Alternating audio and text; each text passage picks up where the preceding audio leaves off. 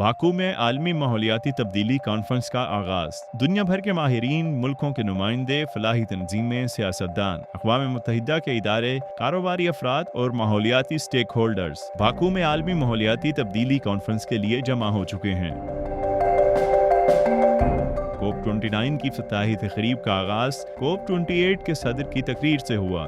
सुल्तान अहमद अल जाबर ने आज़रबाईजान हुकूमत की जानिब से शानदार इंतजामात को सराहा और कोप 29 के सदारत संभालने पर नए सदर मुख्तार बाबायोफ के लिए नेक तमन्नाओं का इजहार किया।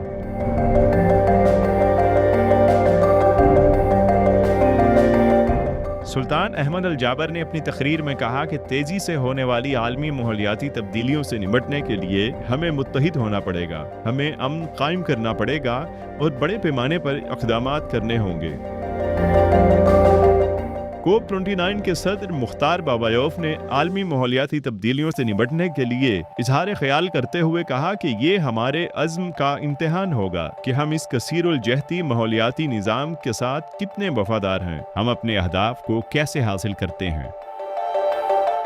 अक़वाम मुत्तहिदा की तंजीम UNFCCC के क्लाइमेट चीफ साइमन स्टील ने माहौलियाती तब्दीली कॉन्फ्रेंस से खिताब करते हुए कहा कि बाकू में हमें एक नए आलमी माहौलियाती हदफ पर मुत्तफिक होना पड़ेगा। उन्होंने मज़ीद कहा कि अगर दुनिया की 2/3 कौमें माहौलियाती तब्दीलियों के लिए अखराजात बर्दाश्त करने की इस्तिताअत नहीं रखती तो हर कौम को इसकी भारी कीमत चुकाना पड़ेगी।